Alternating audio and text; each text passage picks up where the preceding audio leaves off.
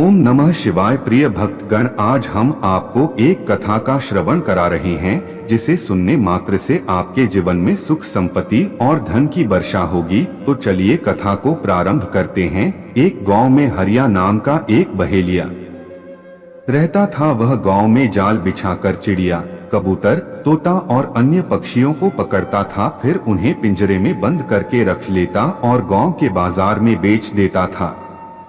हरिया के घर में उसकी पत्नी शोभा भगवान शिव की भक्त थी। वह दिन रात भगवान शिव की पूजा करती थी। शोभा अपने पति के काम से खुश नहीं थी।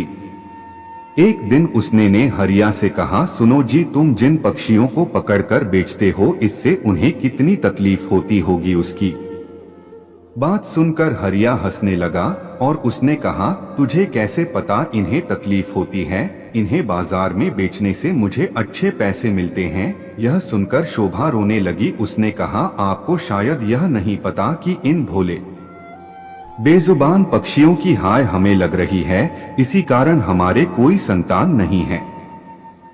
मैं दिन रात भगवान शिव की पूजा करती हूँ, लेकिन फिर भी हम संतान के सुख से वंचित हैं।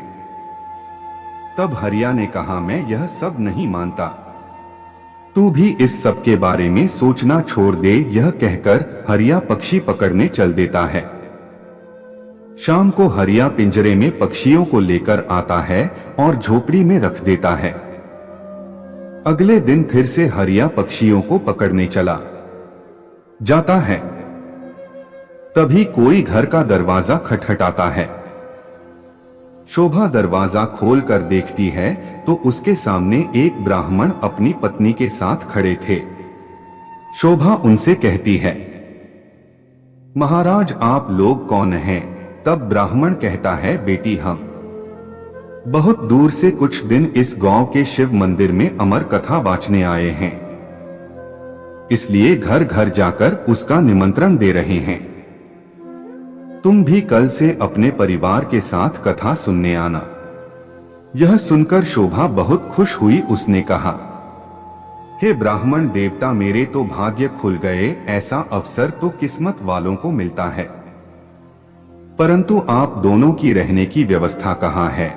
तब ब्राह्मण ने कहा, बेटी, मंदिर के पंडित जी ने हमारा रहने का इंतजाम मंदिर में ही कर दिया है, और इस गांव में जो भी हमें सम्मान और प्यार से भोजन कराएगा, हम भोजन कर लेंगे। यह सुनकर शोभा की आंखों से आंसू बहने लगे। उसने रोते हुए कहा, महाराज, मैं बहुत गरीब हूँ, लेकिन मेरी इच्छा है कि जब तक आप इस गांव में रहें, आप मेरे घर में भोजन करें, परंतु मेरे घर में रूखा सूखा है जो आपको पसंद नहीं आएगा। यह सुनकर ब्राह्मण की पत्नी बोली, बेटी, तुम चिंता मत करो। यदि तुम्हारी इच्छा हमें भोजन कराने की है तो हर दिन हम तुम्हारे घर में ही भोजन करेंगे। तुम्हारे रूखे सूखे एक निवाले से ही हमारी तृप्ति हो जाएगी। यह सुनकर शोभा बहुत खुश हो गई। उसने कहा, मैं आपके लिए भोजन तैयार करती हूँ। तब ब्राह्मण ने कहा, माई, तुम भोजन तैयार करो, हम पूरे गांव में निमंत्रण देकर तुम्हारे घर आएंगे। यह कहकर दोनों चले जाते हैं। शोभा भोजन तैयार करती है। कुछ समय बीत जाने के बाद दोनों पति पत्नी शोभा के घर भोजन करने आ जाते हैं। जब वे भोजन करने बैठते हैं, तभी ब्राह्मण की नजर पिंजरे में पक्षियों पर पड़ती है। वे उठकर खड़े हो जाते हैं। शोभा उनसे पूछती है, महाराज, क्या मेरे से कोई भूल हो गई? ब्राह्मण ने क्रोधित होते हुए कहा, तुमने इन बेजुबान पक्षियों को पिंजरे में कैद कर रखा है। हम तुम्हारे घर भोजन नहीं कर सकते। तुम भगवान शिव की अमर कथा सुनना चाहती हो और उनके प्रिय कबूतरों को तुमने कैद कर रखा है। यह कहकर वे चल देते हैं।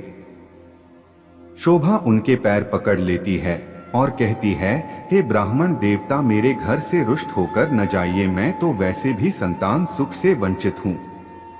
अगर आप भी बिना भोजन किए चले गए तो हमारा सर्वनाश निश्चित है।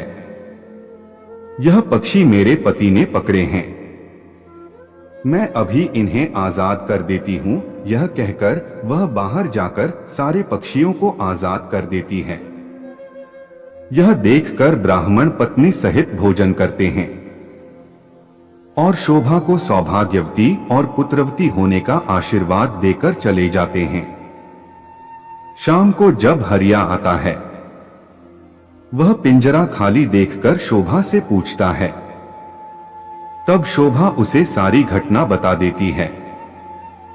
हरिया गुस्से में कहता है, मैं इतनी मेहनत से पक्षी पकड़ कर लाया था और तूने सब उड़ा दिए। आज के बाद किसी को भोजन पर मत बुलाना। तब शोभा कहती है, मैंने तो उन दोनों को 7 दिन का न्योता दे दिया है, अब मैं पीछे नहीं हट सकती है।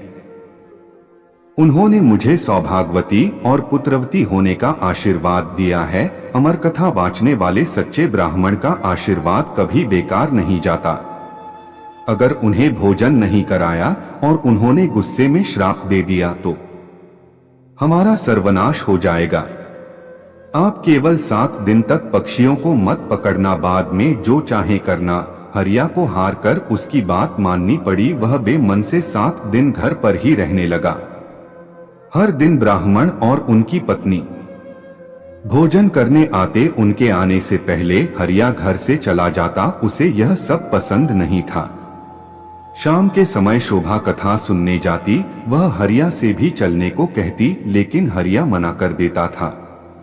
इसी तरह 6 दिन बीत गए। रात को शोभा ने हरिया से कहा, आपने मेरे कहने से 6 दिन पक्षियों को नहीं पकड़ा, बस आप मेरी एक बात और मान लीजिए। हरिया ने कहा, क्या बात है? वैसे भी मैं केवल कल ही घर पर रुकूंगा, परसों से अपने काम पर जाऊंगा। तब शोभा ने कहा, कल अमर कथा समाप्त हो जाएगी। मैं चाहती हूँ आप कल मेरे साथ मंदिर में कथा सुनने चलें और वहाँ से वापस आने के बाद ब्राह्मण और उनकी पत्नी को अंतिम बार भोजन कराकर उनसे आशीर्वाद लें। क्या पता उनके आशीर्वाद से हमें संतान का सुख मिल जाए। हरिया उसकी बात सुनकर अगले दिन कथा सुनने चल देता है। मंदिर में कथा सुनते सुनते हरिया की आंखों से आंसू बहने लगते हैं। शोभा के पूछने पर वह कहता है, भगवान शिव ने जिन कबूतरों को अमरता का आशीर्वाद दिया, मैंने जीवन भर उन्हें बेचकर अपना जीवन नरक बना लिया। कथा समाप्त होने पर वे दोनों घर आ गए। हरिया का मन निर्मल हो गया था। उसने शोभा से कहा, मैं आज से ही यह काम छोड़ दूंगा और मेहनत मजदूरी करूंगा। कुछ देर बाद ब्राह्मण और उनकी पत्नी भोजन करने आए। हरिया ने उनका स्वागत किया, उन्हें भोजन कराया। उसके बाद हरिया ने अपने मन की सारी बात उनके सामने रख दी। तभी ब्राह्मण और उनकी पत्नी भगवान शिव और मां पार्वती के रूप में प्रकट हो जाते हैं। भगवान शिव कहते हैं, तुम्हारी पत्नी की भक्ति देखकर हम तुम्हें संतान सुख देना चाहते थे, किंतु तुम्हारे पाप के कारण यह संभव नहीं था, इसलिए हमें तुम्हारा मन बदलने के लिए भेष बदलकर यहाँ आना पड़ा। यह सुनकर दोनों पति पत्नी रोने लगते हैं और उनके चरणों गिर जाते हैं। भगवान शिव और मां पार्वती उन्हें पुत्रवती होने का आशीर्वाद देकर अंतर्ध्यान हो जाते हैं। भगवान के आशीर्वाद से उनके घर एक सुंदर कन्या का जन्म होता है।